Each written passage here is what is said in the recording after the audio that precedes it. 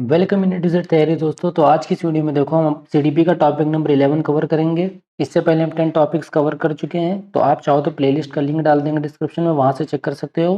ठीक है, तो यहाँ पर जो हमारा टॉपिक है जिसका मतलब है लर्निंग डिसेबिलिटीज। ठीक है, मतलब अधिगम के टाइम जो भी जो दिव्यांग लोगों को, ठीक है, जो भी दिक्कतें आती हैं, ठीक है, उसके ऊपर ये टॉपिक है। लेकिन फिलहाल यहाँ पर सबसे पहले हम पढ़ेंगे डिसेबिलिटीज और उसका जो लॉ बना है उसके बारे में थोड़ा समझ लेते हैं। ठीक है, क्योंकि यहाँ पर हम जो हमारे सीटेट एग्जाम में आता है वो सिर्फ लर्निंग डिसेबिलिटीज़ के बारे में पूछता है। ठीक है, कि कौन कौन सी बीमारी है, क्या डिसऑर्डर है, क्या सिम्टम होता है, ये सब चीज़ें। लेकिन एक, अगर आप यूपीटेट का पेपर दे रहे हो या सुपरटेट का पेपर देने जाओगे या आप कोई सा भी, अभी सीटेट में ही पूछ लेता है पीडब्ल्यूडी एक्ट ये सब क्या होता है। ठीक है, तो थोड़ा बहुत यहाँ पर आपको बेसिक समझना पड़ेगा। अब यहाँ पर देखो जो हमारा पीडब्ल्यूडी एक्ट है जो कि 1995 में आया, ये एक्ट क्या कहता है कि जो भी लोग डिसेबल होंगे, ठीक है, किसी भी तरीके से जो भी डिसेबल लोग होंगे वो नॉर्मल जो पर्सन होंगे, नॉर्मल जो पीपल होंगे उनके बराबर उनका हक है। ठीक है, प्रोटेक्शन ऑफ राइट है, वो किसी भी चीज़ में भागीदारी बन सकते हैं। ठीक है, तो सोसाइटी में, समाज में उनको कोई नकारे ना, या फिर कोई उनके डिसेबिलिटी के कारण उन्हें मना ना करे किसी काम को करने से। ठीक है, सपोज करिए अगर आप सिनेमा घर जा रहे हैं मूवीज़ देखने, या आप हॉस्पिटल जा रहे हैं फैसिलिटी लेने, आप कहीं घूमने जा रहे हैं, तो यहाँ सब ऐसा ना हो कि जो डिसेबल है वो अपने डिसेबिलिटी के कारण वहाँ पर ना जा पाए। ठीक है, तभी आपने देखा होगा कि स्कूल्स वगैरह में या फिर हॉस्पिटल वगैरह में, सिनेमा में भी जीने के साथ साथ क्या आपने देखा होगा, रैंप भी साइड में बना रहता है। ठीक है, ताकि अगर कोई विकलांग हो या दिव्यांग हो तो उसको ना दिक्कत हो, या फिर जो ब्लाइंड हो उसको ना दिक्कत हो, तो वहाँ पर भी ब्लाइंड वालों का अलग से रास्ता बना हो। तो आपने देखा होगा येलो येलो ऐसे सर्कल्स टाइप होते हैं।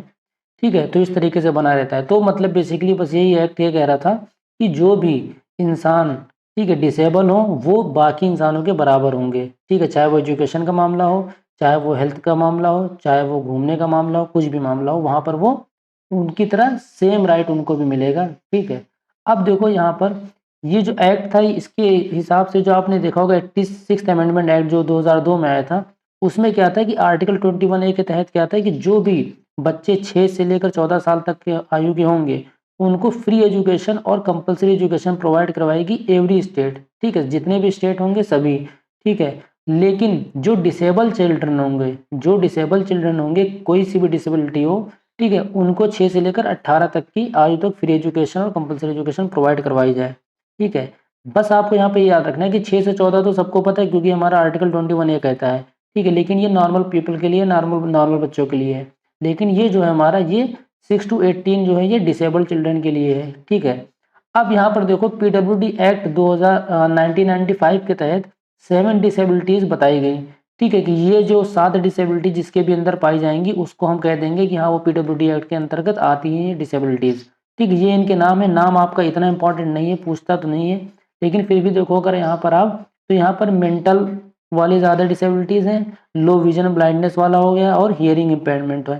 ठीक है, तो हुआ क्या, अब देखो पहले इसको हम समझ लेते हैं। जो पीडब्ल्यूडी एक्ट था इसके हिसाब से जो भी लोग 40% से, ठीक है, कम नहीं होनी चाहिए डिसेबिलिटीज। मतलब अगर किसी को ब्लाइंडनेस है तो एटलीस्ट इतनी हो कि 40% से ऊपर हो, मतलब 41-42% हो, तभी वो माना जाएगा डिसेबल। ठीक है, और तभी उसको जो भी इसके जितने भी एडवांटेज होंगे, ठीक है, वो मिल सकते हैं जो कानूनन उनको प्रोवाइड किया जाएगा।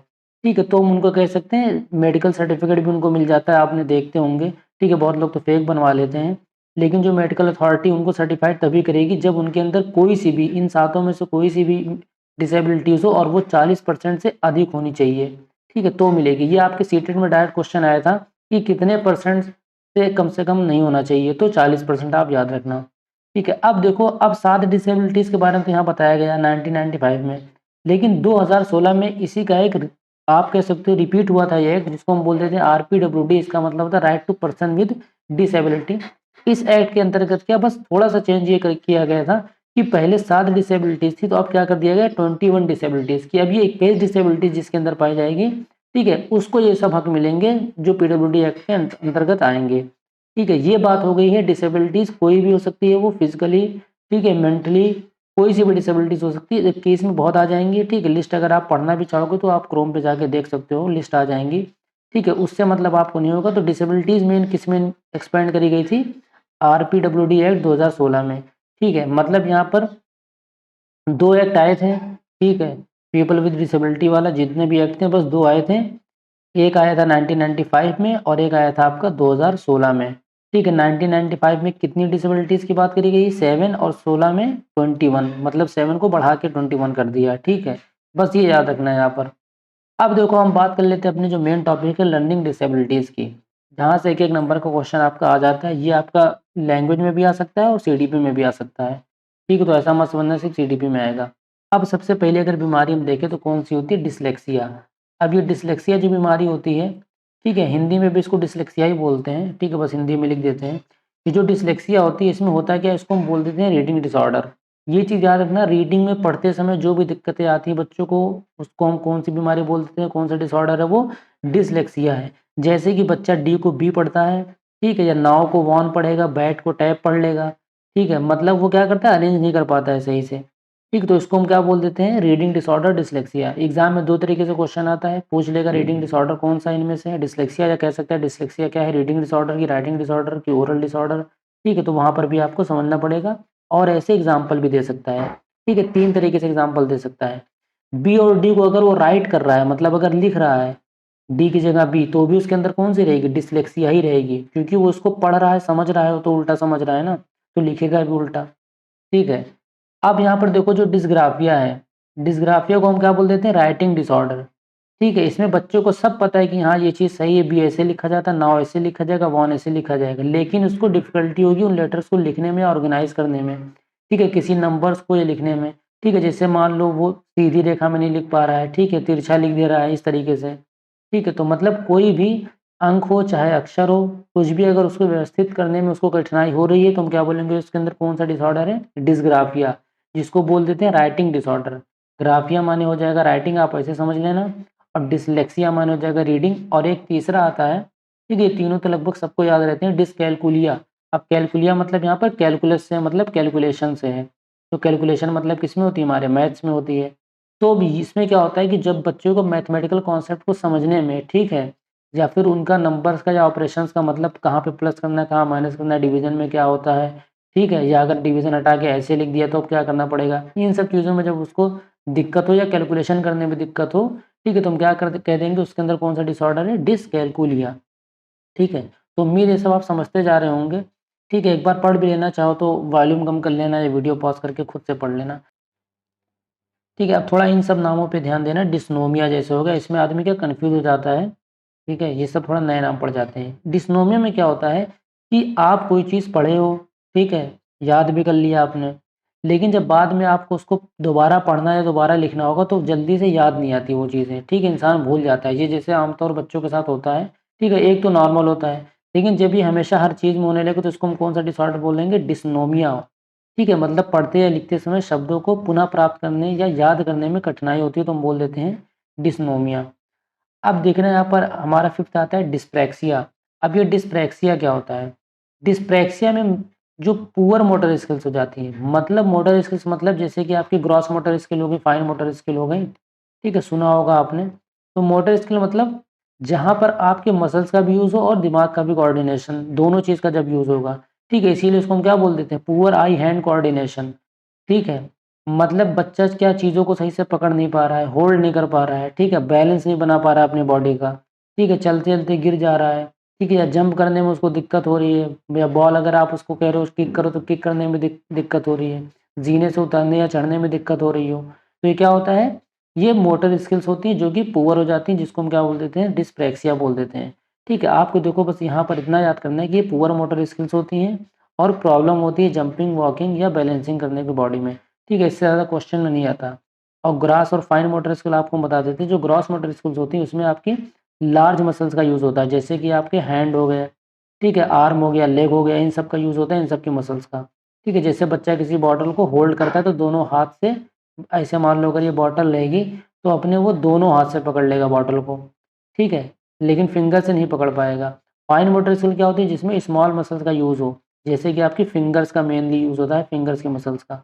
ठीक है, मतलब जैसे कि वो बच्चा पेंसिल का यूज़ कर रहा है, कुछ लिख रहा है, राइट कर रहा है, ठीक है, तो इसको हम क्या बोल देते हैं कि ये फाइन मोटर स्किल्स का यूज़ हो रहा है। ठीक है, या बॉटल के कैप को ओपन करना, ये सब में जिसमें भी स्मॉल मसल्स का यूज़ होगा, ठीक है, और पहले हमारी ग्रॉस मोटर स्किल डेवलप होती है, फिर फाइन मोटर स्किल डेवलप होती है, ये भी याद रखना। अब देखो यहाँ पर 6th वाला अगर हम देखें तो इसका हम बोल देते हैं डिस्फेजिया इसको।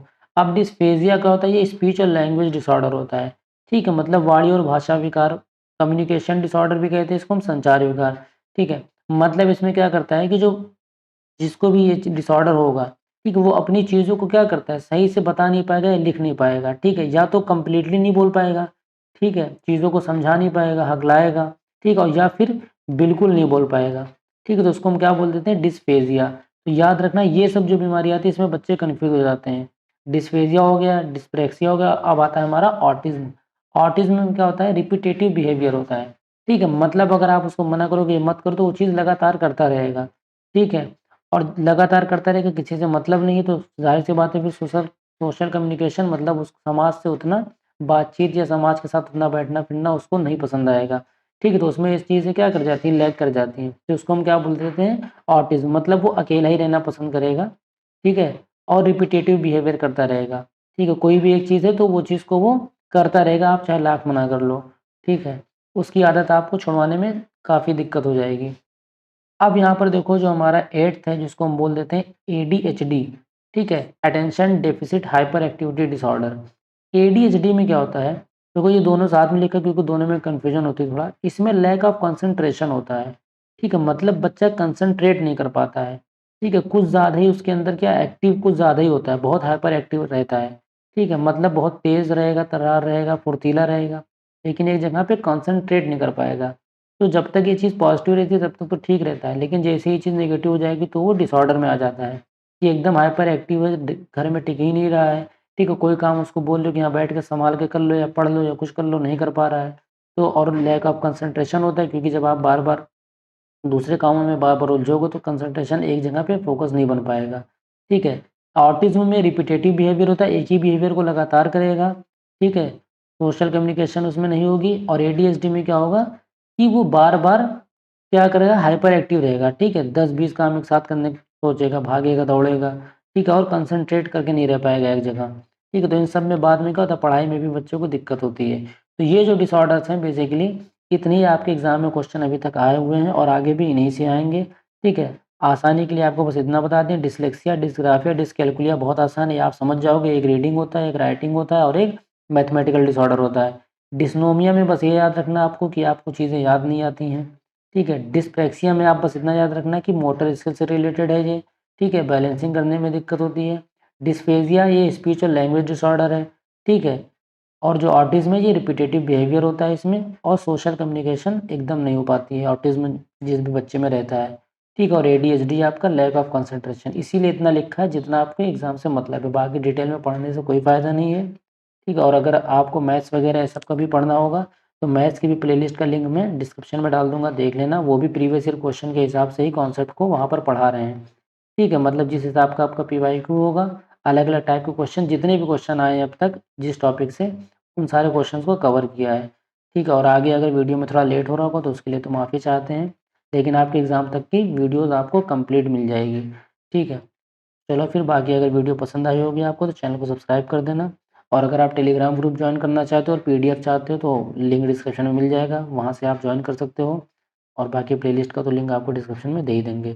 चलो फिर मिलते हैं नेक्स्ट वीडियो में, थोड़ा बहुत प्यार दे देना दोस्तों, सब्सक्राइब वगैरह कर देना। Bye bye.